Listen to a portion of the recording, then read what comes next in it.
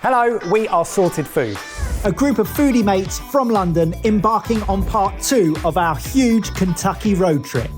In 48 hours' time, Mike and Jamie will go head to head in an ultimate Kentucky cook-off, putting everything they've experienced on the trip into 2 incredible dishes. And they're taking on a number of Kentucky challenges to win extra cooking time along the way. In episode 1, we were dropped in Louisville. We then hit the road to Lexington, stopping off at Frankfort along the way. Next stop, the Daniel Boone National Forest. We still had a lot of ground to cover, and after a couple of hours driving, our noses decided it was time for some breakfast. Smell it, I can smell it. That smells so good. This is Sonnys BBQ. We were founded in 1968 by Sonny Tillman. What we really try to do in our markets is we try to be local barbecue joints. And that's who Kentuckians are. We're not fussy people. We're just regular, down-to-earth people, and we love good food. There's something about a smoked sausage. I think they use their house barbecue sauce as well, in the beans. Oh, and in the pulled pork. That is so juicy and tender. It's delicious. It's got a lovely smoky flavour. First ribs of the trip, so I like those. But I think for me, the standout is the beans and the pulled pork. Fantastic. It was time to head out into the countryside and burn off some of the brisket. So we've driven to Cumberland Falls, which is a beautiful, beautiful part of Kentucky, and we've come to some riding stables. Justice and I are going to ride up front, but at the end of it, Justice is going to judge who our best cowboy is, Jamie or Mike. The winner takes more time. You ever rode a horse? Never. God, it's higher than I thought. Just wondering if you've seen rule number 4 of horseback riding. Long pants and hard-soled shoes are recommended. Not red shorts and plimsolls.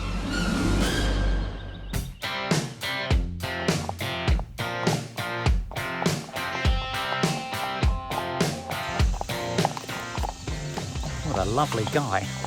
Good boy, Apache. Good boy. Jay, why is your horse so slow? You're holding everyone up.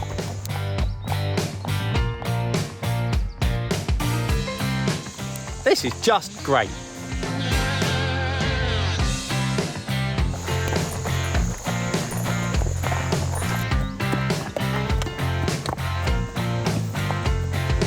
Just a couple of studs getting back to nature. Oh, there's the visitor centre. Justice, that was awesome. Thank you. Obviously, you and I were riding up front, but our 2 normals, Jamie and Mike, who do you think was best today? Who's cowboy and who gets the poop shovel? I'll probably have to say Jamie. Ah, yes! You get the poop shovel, you get the extra 10 minutes. Yeah!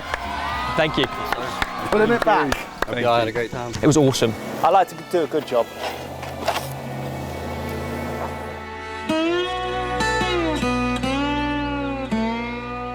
Following all that excitement, we needed a moment of tranquility, and just down the road was Cumberland Falls. This is going to be one of those wow moments, I can tell. It's the thunderous sound that hits you first, isn't it? I love a waterfall. I love how icy cold it is when it hits you on the head and back. But I'm not sure I'd want to be under that one. That's mega. I mean, yeah, it's cool, right? You shouldn't chase it. You should just stick to the rivers and the lakes that you're used to.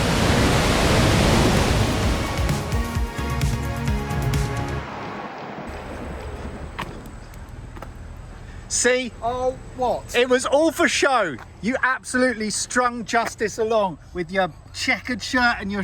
Look at this. And now he's changing straight away up. Straight away. Straight away. You're a fraud. Riding around the Kentucky countryside on horseback certainly was a great way to immerse ourselves in the beautiful surroundings. But now it was time to continue onwards for our next assignment. Paducah is a charming town in West Kentucky overlooking the Ohio River. And after soaking up the historic town, we headed over to visit Freight House, an old railway depot turned restaurant focusing on local and sustainable food. Try that. It's called Revenge of the Party Mum. It's tequila, rum, Oh, it turns out nice. And cucumber. pineapple, lime, and ginger beer. That's lovely.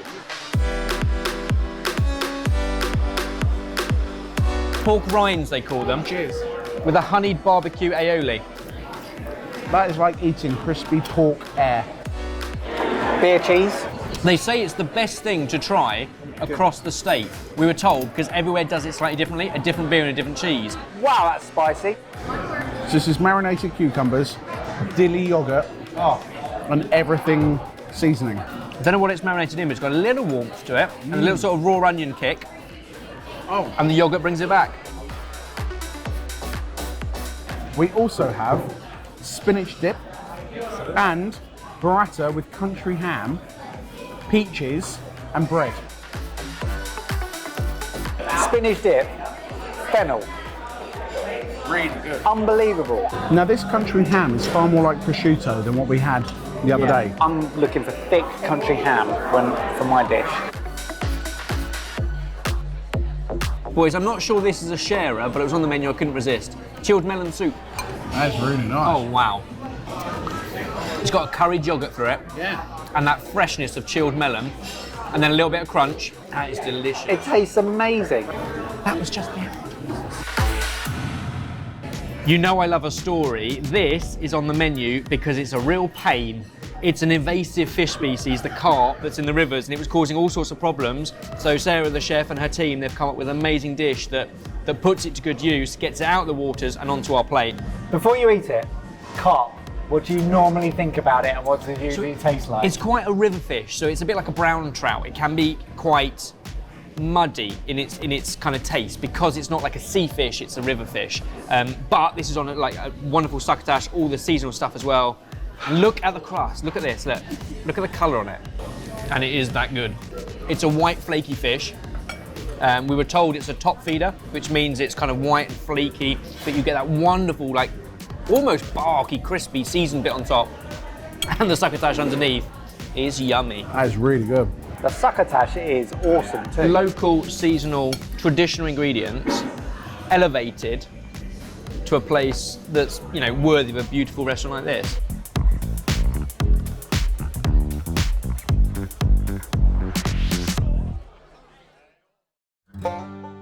It was a new day, and all three of us were looking forward to what we had in store. First, we headed 120 miles northeast to our first stop of the day, Old Hickory Barbecue. An unusual choice for breakfast, but exciting nonetheless. This is Old Hickory Barbecue. We've been around for 104 years. I'm the 5th generation. My great-great-grandfather started it. We specialize in mutton.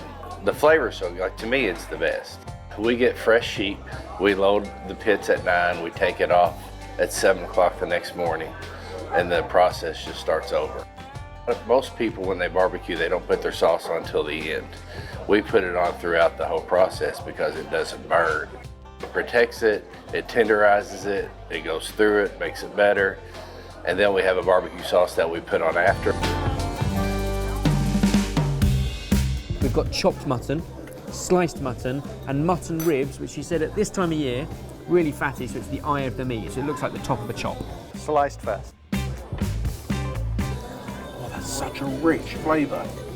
And with their house vinegared barbecue sauce, the two just do that, boom, because it is fatty, rich, dark meat of mutton. Got a really great, like, soft, fibrous texture as well. Yeah. Like, everything that you want from barbecued meat. Chopped. Oh wow, I feel like the smoke comes through stronger on that. It does, but the texture is so soft, it's like butter. But the flavour is a really deep, rich, muttony flavour. How would you describe mutton? Mutton for me is a very gamey lamb, so it's all the wonderfulness of lamb, but then aged. It's older, it's tougher, it often needs slow cooking, which this has been done, and it can take on a lot of spice and flavour because it's so rich and quite fatty. That is worth, and we have, travelling out your way for. That is as good as briskets and pulled pork and ribs, but with a very different flavour profile. For me, that is the best barbecue we've had since we've been here on this trip. Yeah. With the standard set so high at Old Hickory Barbecue, our next stop had to be somewhere special, and we'd heard it was exactly that. Nestled amongst the Jim Beam distillery and the stunning Kentucky landscape was the kitchen table. We've done that thing again where we couldn't choose. We got small plates of everything. Yes. Duck poppers. Bacon, jalapeno, and a sugarcane gastrique. Now that is delicious. The sugarcane gastrique, That is awesome. caramel and vinegar together. Yeah. Really good. As I'm hoping this will be. So this is bourbon vinaigrette. There's a thing about cucumbers in this state. They must be in season. That vinaigrette, you first get the saltiness of the soy, but I'm left with bourbon afterwards. There's two things here that everywhere seems to do. A pimento cheese, but like house style, or sometimes like a beer cheese, and a burgoo. So like a Kentucky stew, chicken, pork, potato, corn. What I like about that is it's exactly as you think it's going to taste. It's like a deep, delicious stew with loads of interesting stuff in it. And I feel like this is like bringing people together around great food, which should be really homely, but is actually just super delicious. Finally, fried chicken in Kentucky with hot honey and green beans. Really crispy batter, that is excellent. The honey hasn't touched the cooking process, so you get the natural floralness of honey isn't lost in the fryer. If you asked me a few days ago, I'd have said I was the wrong guy for this job, because I'm not particularly a fan of bourbon. I'm not particularly a fan of fried chicken, like give it or like take it or leave it. Barbecue I love, but you know, there's only so much. And even things like pimento cheese, I never really understood. What the last few days have shown me is that I was wrong. We've had some amazing food. As we approached the end of our trip, there was just one more location to visit, Bardstown. And all we could do now is enjoy the town and the music, gather our thoughts, and look ahead to what would be a mad final day.